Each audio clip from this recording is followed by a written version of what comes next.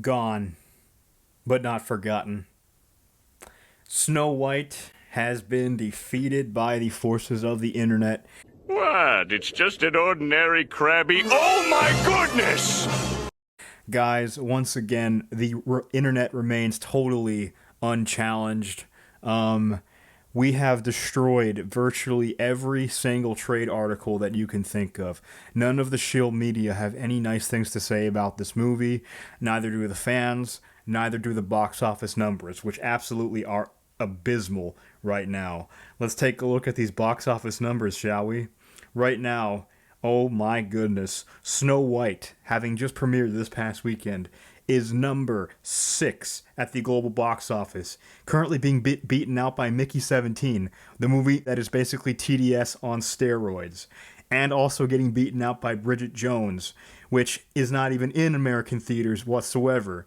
It is getting curb stomped by Captain America Brave New World, which is another Disney movie also expected to lose hundreds of millions of dollars, but not nearly as bad as Snow White's about to lose, because Snow White, as it stands, had an abysmal $42 million domestic opening box office weekend, and only $86 million worldwide at the global box office.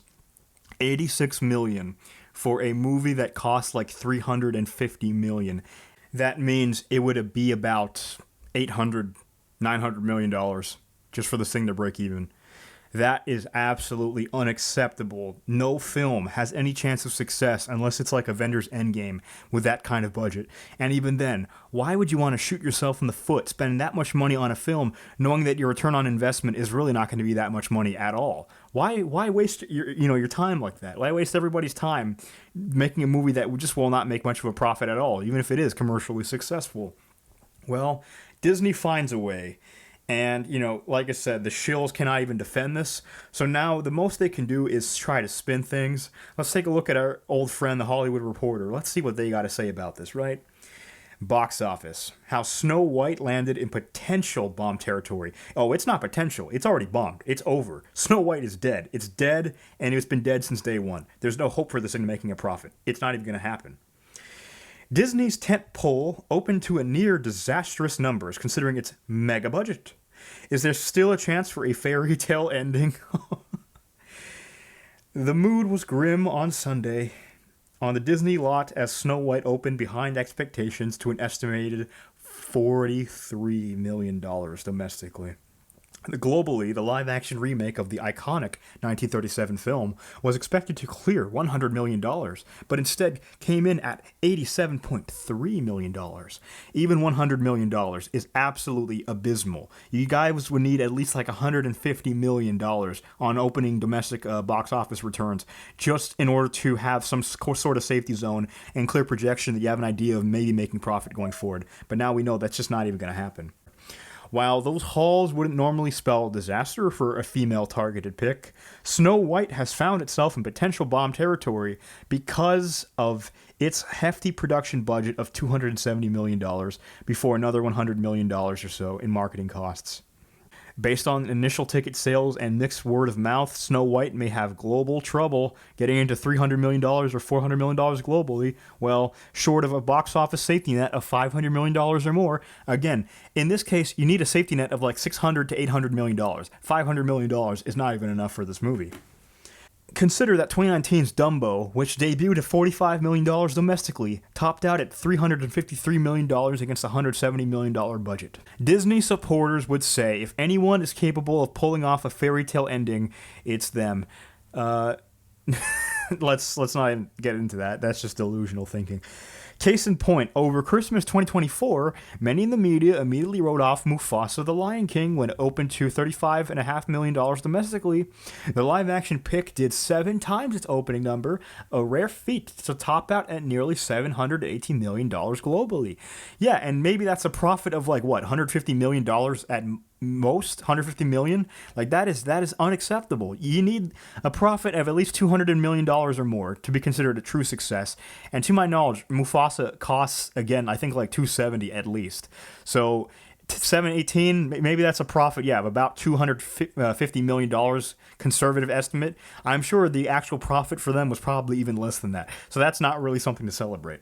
Elemental was another Disney movie that rescued post-release within a 5-time multiple before it became a streaming sensation. The big difference: those two films weren't dogged by underwhelming reviews and so-so exit scores. Snow White is the rare Disney live-action remake that earned a B-plus cinema score from audiences. Almost every film has received some variation of an A grade. So basically, that's shill speak for this movie fucking sucked. Snow White also had to contend with the headlines related to Zegler, the young lead actress not afraid to speak her mind, even if it meant taking on President Donald Trump's MAGA movement. $86 million at the global freaking box office does not mean MAGA. This means that everybody, literally everybody, left, right, and center, hated this movie. And so do you, Hollywood Reporter, but you keep trying to defend this because you don't want to lose your access. Just give it up. Everybody has turned against the narrative. You might as well join the winning side and act like Gavin Newsom, trying to save face for a change. Far-right conservatives have labeled the film snow woke and sprang into action by disliking trailers and other advertising materials. 1 million dislikes. That's all MAGA, apparently. Along with calling for a boycott of the film after Zegler criticized the president's deportation policies. Several days later, she apologized for the tone of the post. But data shows the average moviegoers may be paying far less attention to the political dynamics than social media and news headlines would suggest. According to a poll conducted by Steve Buck's research firm Intelligence, 63% of ticket sales for family and animated films generally come from blue states, while 37% come from cinemas in red states. In the case of Snow White, it over-indexed in red states at 40%. What are you even talking about? What is this article even trying to say here? The pattern for general audience followed the same trajectory. Cinemas in blue states generally account for 67% of all ticket sales, while red states account for 33%. In the case of Snow White, blue states came in behind the norm at 60% in all sales, while red states accounted for 40%. So what you're saying is that your movie was so fucking trash that not even liberals wanted to watch it, right? I'm pretty sure that's not the own that you think it is, Hollywood Reporter. I'm not going to read any more of this garbage article because this thing goes on. There's like paragraphs and paragraphs and paragraphs of just a bunch of really boring stuff that I don't think anyone wants to really hear about. So instead, let's just talk about the fact that IMDb gave this thing a 1.9 out of 10. IMDb, that is like one of the most politically neutral rating sites I'm aware of, at least. Rotten Tomatoes is even worse because we know that they fudged the numbers of Rotten Tomatoes, and the fact that Rotten Tomatoes performed as badly as it did, getting like a 22% across the board, even with them trying to hide the true audience score, making it seem like it was a lot higher than it was. Not even they could try to pretend and cover everything up as they would have hoped. So this thing is hated by everybody. It's rare that we're going to see a kind of a unifying hatred of something quite like this. I'm really surprised. I expected, our side of the political sphere to hate this movie. But what really surprised me is the way that virtually the tide has turned in the culture war. It's obvious. Because had this movie come out like 3 years ago when Biden was president, there's no way. I cannot see that the trade articles would be saying as many bad things about this movie as they have. I definitely think they would have shilled. I think they would have blamed it on, MAGA people saying that, they're just review bombing as usual. We know what to expect from them. So when I start seeing this sort of universal, united hatred, this genuinely surprised me. It's really kind of an anomaly in the internet to see the internet collectively reject something altogether. And I'm going to enjoy every moment of it because it's unlikely to happen this way again. But guys, this shows we have won this culture war. It's done. It's done for Hollywood. They have lost all relevancy. They have basically realized the average person is done listening to them. They're done with their lies. They're done with their elitism. They're done with treating half the country like shit. And now they're just going to speak their own minds. And the general consensus is that Hollywood, you're just not that relevant anymore. Even if people on the left agree with their politics, they don't like what they're putting out. And that's because, eventually all these ideologies will self-destruct on its own. We're beginning to see that. Now the left is eating its own, right? Think about all those people that are firebombing Teslas. That's the left eating its own. Only the left drives Teslas. And now the left is also rejecting this movie as universally in agreement with the right. So what can you really say to this?